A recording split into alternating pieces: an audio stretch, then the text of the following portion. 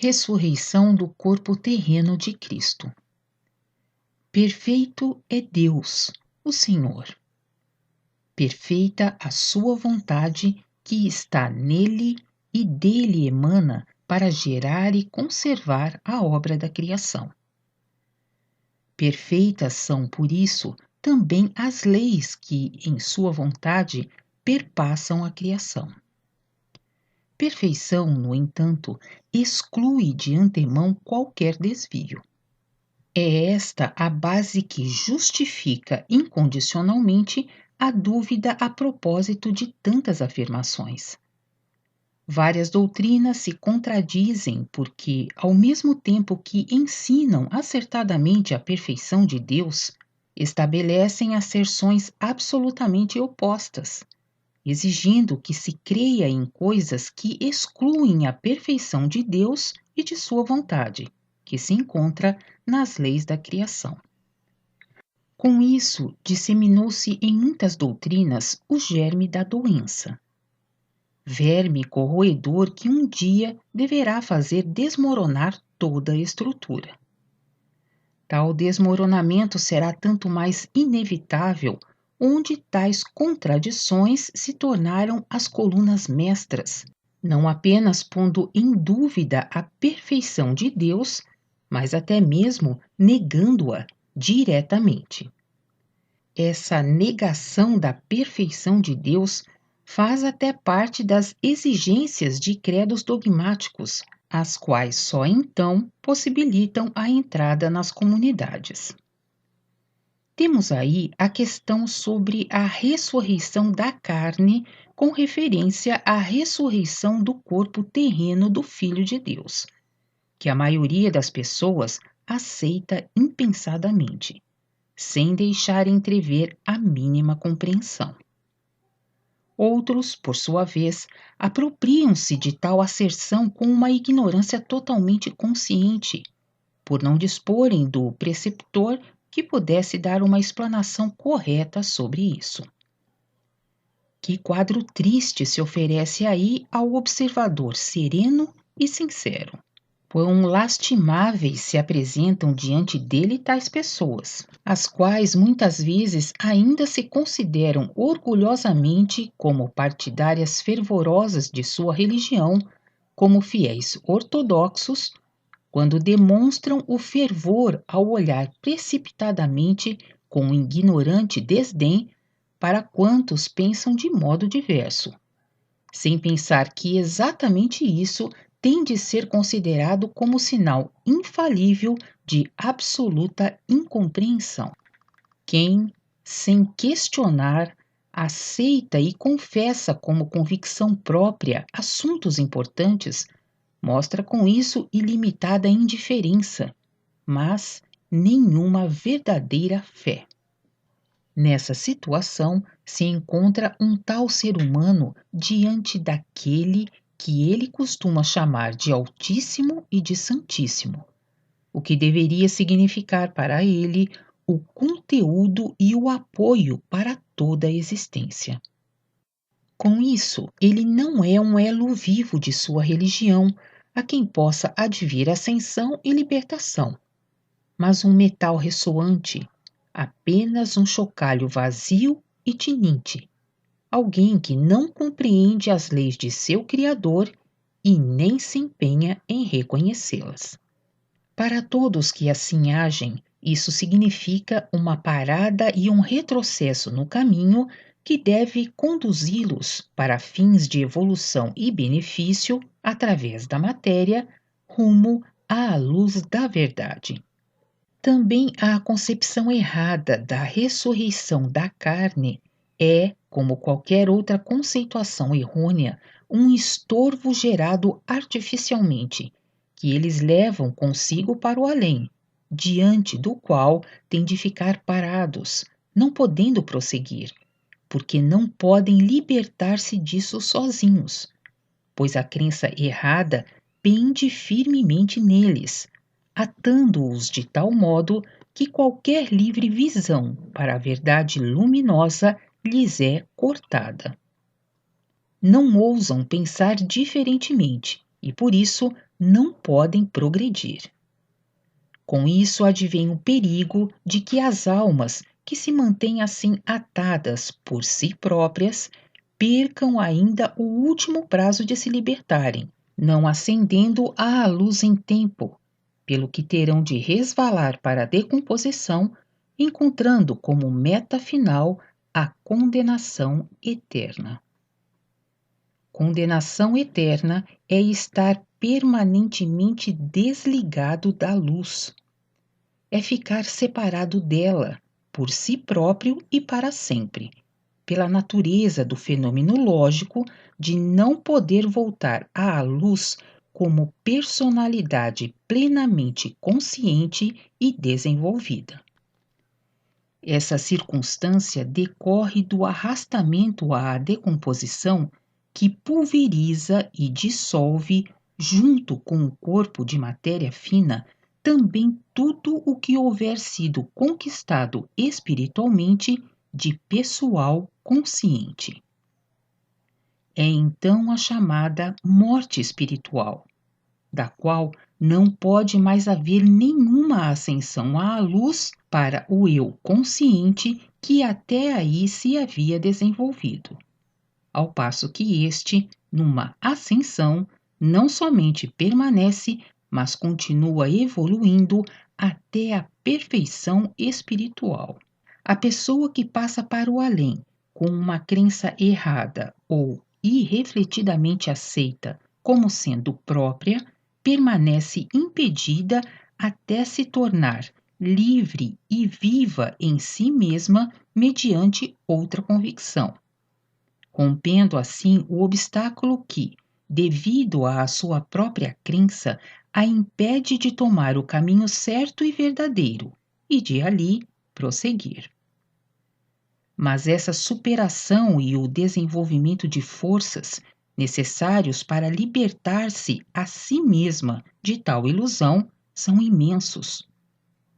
Já o passo para aproximar-se de tal pensamento exige espiritualmente um enorme impulso. Assim, milhões mantêm-se presos, não podendo mais reunir forças nem mesmo para levantar o pé, na ilusão perniciosa de, com isso, cometer algum mal. Estão como que paralisados e também perdidos, a não ser que a própria força viva de Deus procure o caminho para eles. Esta, contudo, somente pode, por sua vez, intervir ajudando quando houver na alma humana uma centelha de vontade para tanto, indo ao seu encontro. Nesse fenômeno, tão simples e natural em si, há uma paralisação tal que mais terrível e fatal não poderia existir. É que, com isso, a bênção da força da livre decisão concedida ao ser humano se converte em maldição, devido à aplicação errada. Cada um, individualmente, tem sempre à mão excluir-se ou associar-se. E precisamente nisso a vingança se efetiva tremendamente, quando uma pessoa se entrega cegamente a uma doutrina sem o mais cuidadoso e severo exame. A indolência nisso poderá custar-lhe todo o seu ser. O pior inimigo do ser humano, sob o ponto de vista puramente terreno, é o comodismo. Comodismo na fé, porém, torna-se sua morte espiritual. Ai daqueles que não despertam logo, animando-se para a mais acurada análise de tudo quanto chamam crença. Destruição, porém, aguarda aqueles que causam tão grande miséria. Aqueles que, como falsos pastores, conduzem suas ovelhas a regiões agrestes e desoladoras. Nada consegue ajudá-los, a não ser reconduzir as ovelhas perdidas ao caminho certo. A grande pergunta aí, no entanto, é se ainda lhes resta suficiente tempo para tanto. Examine-se, pois, cada um a si próprio, cuidadosamente, antes de procurar doutrinar o seu próximo. Crença errada é ilusão desmedida, e essa, tanto aqui como no além, mantém o espírito humano preso, segura e firmemente com tal intensidade que apenas a força viva da verdadeira palavra de Deus pode romper. Por isso, cada um que for atingido por ela, que ouça o seu chamado. O chamado só se destina àquele que o intui. A esse é ele destinado. Esse, então, que examine, pese e se liberte. Não deve esquecer aí que apenas a sua resolução individual é capaz de romper as algemas com as quais ele próprio se prendeu anteriormente, devido à crença errônea. Assim como outrora resolveu por comodismo ou preguiça seguir às cegas qualquer doutrina, sem examiná-la atentamente em todas as partes, ou assim como talvez tenha procurado negar Deus apenas por não ter podido encontrar até então sozinho um caminho para ele que correspondesse à necessidade justificada de uma sequência lógica sem lacunas, assim também agora novamente terá de partir dele próprio a primeira vontade para um exame irrestrito no pesquisar. Só então consegue erguer o pé, até então preso por causa da sua própria vontade, e dar o primeiro passo que o conduza à verdade e, com isso, à liberdade na luz. Ele próprio, e sempre apenas ele próprio, pode, deve e tem de pesar, pois traz em si o dom para isso. Tem também de arcar com toda a responsabilidade de uma ou de outra forma, pouco importando o que quiser e o que fizer. A consciência disso, por si só, devia obrigá-lo ao mais severo exame. Precisamente essa responsabilidade concede a cada ser humano não somente o direito ilimitado a um tal exame, mas até o torna a mais premente necessidade.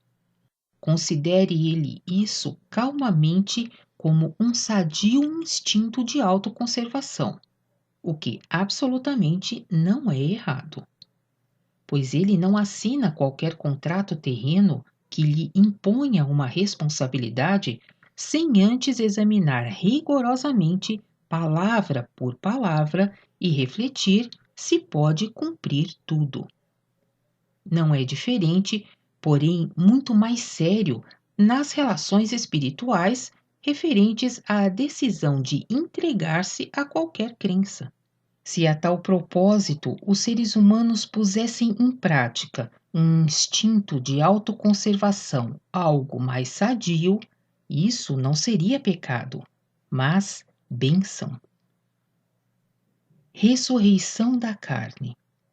Como pode a carne de matéria grosseira ascender até ao reino espírito primordial de Deus Pai?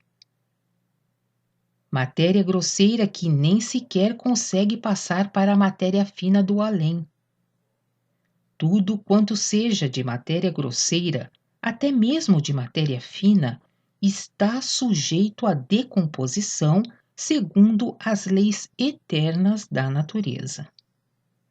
Nisso não há exceções nem irregularidades, pois as leis são perfeitas.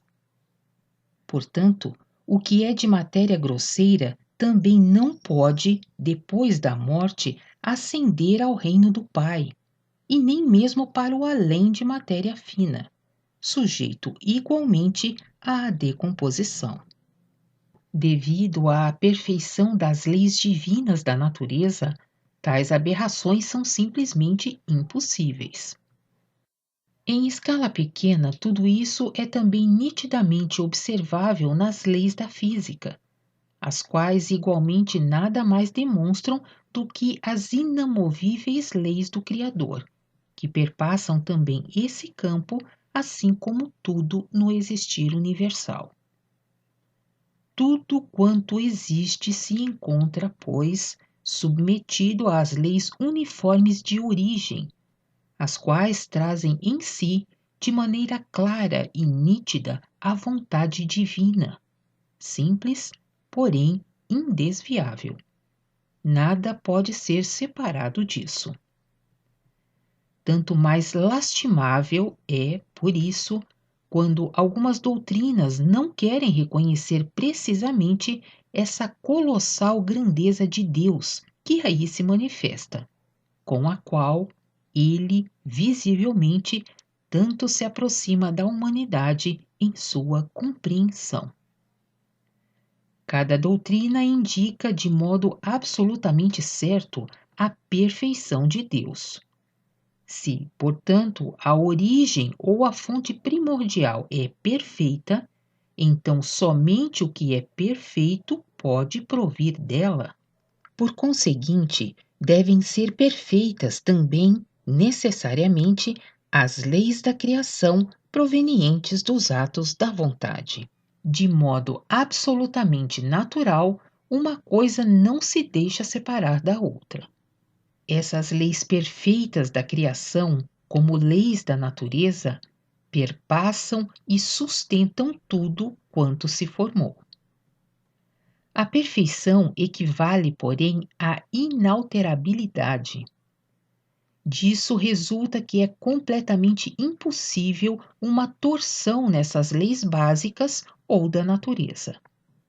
Com outras palavras, em circunstância alguma podem ocorrer exceções que contradigam a todos os outros fenômenos em sua naturalidade.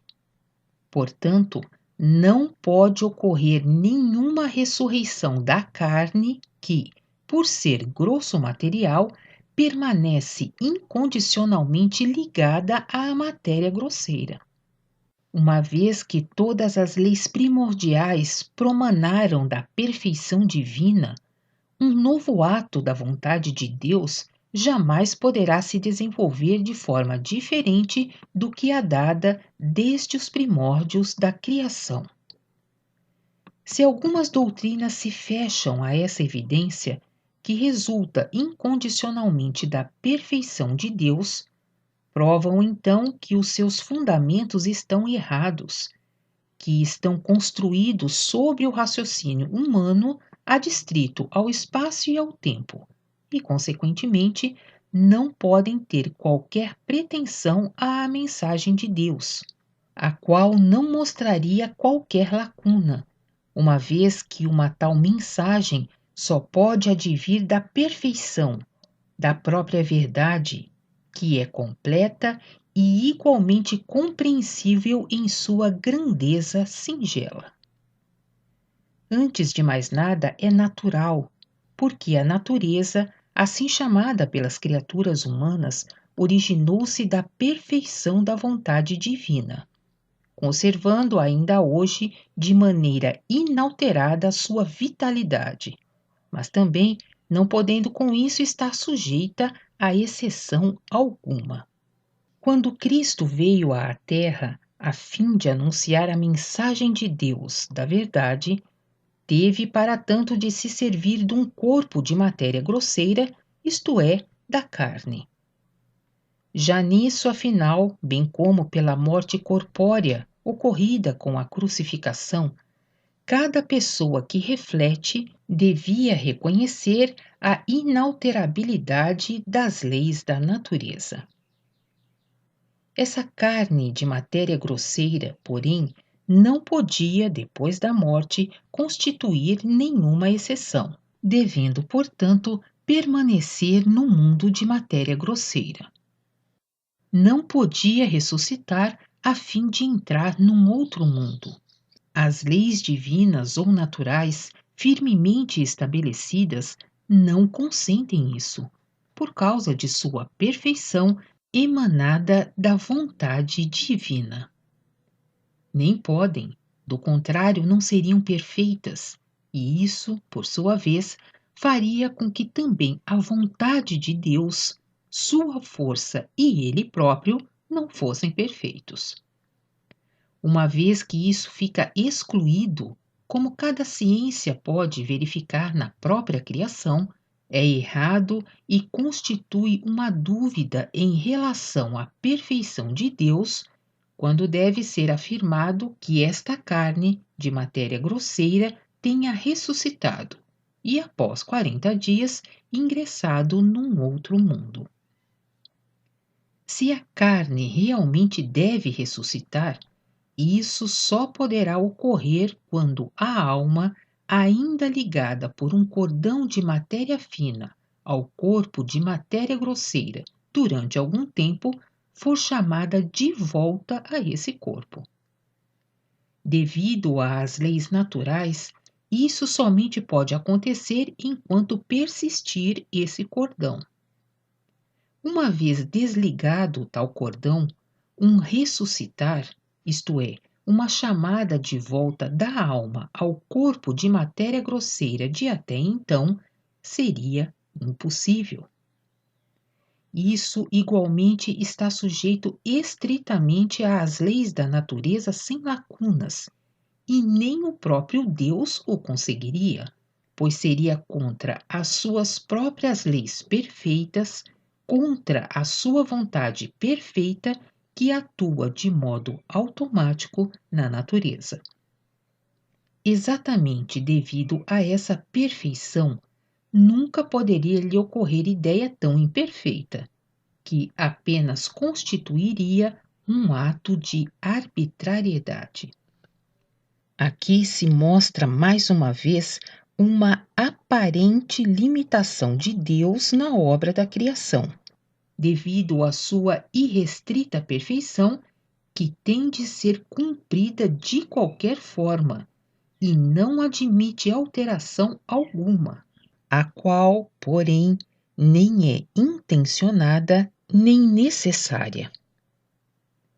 Não é absolutamente nenhuma autêntica limitação de Deus, mas apenas parece como tal ao ser humano em algumas coisas, porque não consegue ter uma visão sobre todos os fenômenos. Esse não pode abranger com a visão o todo. É o que o leva, aliás, com intenções bastante boas e respeitosas, a esperar de seu Deus atos de arbitrariedade que, refletindo bem, só podem diminuir a perfeição divina. O que os seres humanos aí, com toda a humildade, têm de bom em mente, não se torna, nesse caso, um respeitoso erguer de olhos, mas um rebaixar à limitação inteiramente natural do espírito humano. O cumprimento incondicional das leis da vontade divina ou da natureza verificou-se também no ressuscitar de Lázaro, bem como no do moço de Naim. Estes puderam ser ressuscitados porque o cordão de ligação com a alma ainda subsistia. Ante o chamado do Mestre, pôde a alma se tornar novamente una com o corpo. E este ficou então obrigado, devido às leis da natureza, a permanecer no mundo de matéria grosseira até que ocorresse um novo desenlace entre o corpo de matéria grosseira e o de matéria fina, possibilitando a este último ingressar no além de matéria fina, isto é, seguindo-se uma nova morte grosso material. A passagem do corpo de matéria grosseira para um outro mundo é, porém, coisa impossível. Se o Espírito de Cristo houvesse reingressado no corpo de matéria grosseira, ou se nem o tivesse abandonado, teria sido obrigado a permanecer na matéria grosseira até que sobreviesse uma nova morte, não diferentemente. Uma ressurreição em carne para um outro mundo é inteiramente impossível para os seres humanos, assim como também para Cristo naquele tempo. O corpo terreno do Salvador seguiu o mesmo caminho que tem de seguir qualquer outro corpo de matéria grosseira, segundo as leis naturais do Criador. Por conseguinte, Jesus de Nazaré, o Filho de Deus, não ressuscitou carnalmente.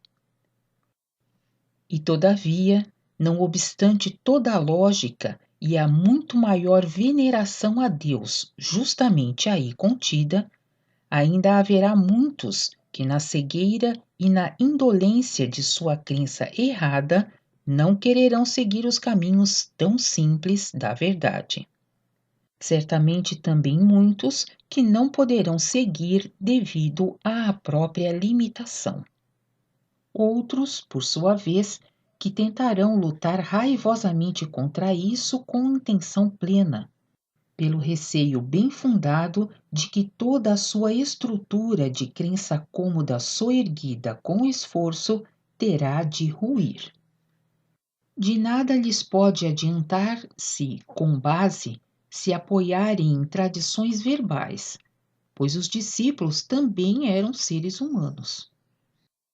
É, pois, puramente humano se naquele tempo os discípulos, fortemente abalados por causa de todo aquele horrível acontecimento, tenham, ao se recordarem, entretecido vários de seus próprios pensamentos em suas narrações, transmitindo muita coisa diferentemente do que na realidade havia ocorrido, devido à visão precedente de milagres a eles próprios ainda inexplicáveis.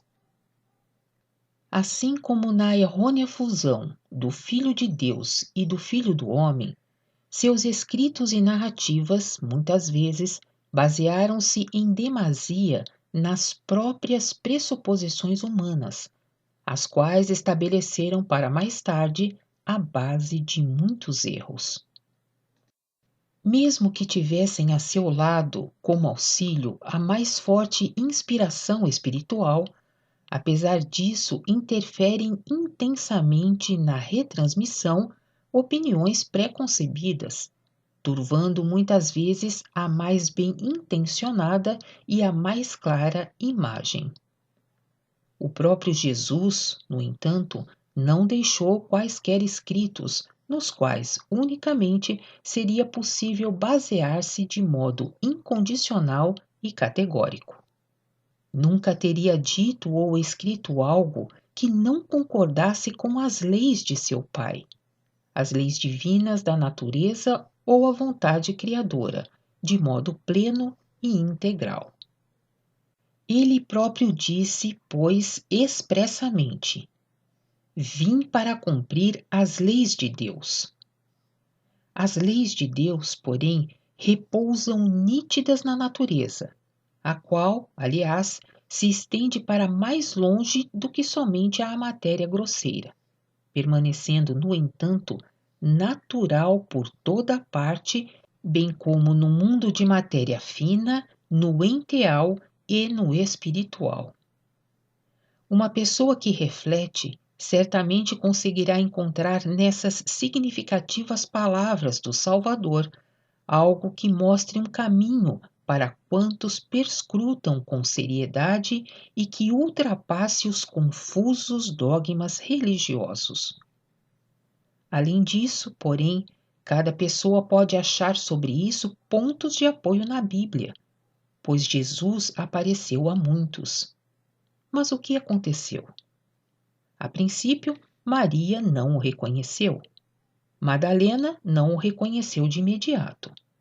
Os 2 discípulos, no caminho de Emaús, não o reconheceram durante horas, não obstante andasse com eles e lhes falasse. Que se deve concluir disso? Que devia ser um outro corpo o que eles viram. Do contrário, todos o teriam reconhecido imediatamente. Pois que continue surdo quem não quiser ouvir, e cego quem é demasiadamente indolente para abrir seus olhos. O conceito geral ressurreição da carne encontra sua justificativa nos nascimentos terrenos, que não cessarão enquanto houver criaturas humanas terrenas. É uma grande promessa a da concessão de repetidas vidas terrenas, de renovadas encarnações, com o objetivo de um progresso mais rápido e indispensável resgate de efeitos recíprocos de espécies inferiores, equivalendo a um perdão dos pecados. Uma prova do incomensurável amor do Criador, cuja graça se encontra no fato de que, para as almas desencarnadas, que malbarataram total ou parcialmente seu tempo terreno e por isso chegaram no além imaturas para uma escalada, é dada mais uma vez oportunidade de se envolverem com um novo corpo de matéria grosseira ou manto, pelo que sua carne deixada festeja uma ressurreição na nova carne. Com isso, a alma desencarnada vivencia uma nova ressurreição na carne. A bênção que reside nessa realização continuamente repetida de uma tão sublime graça, o espírito humano, que não consegue abranger tudo com a vista, somente mais tarde poderá compreender.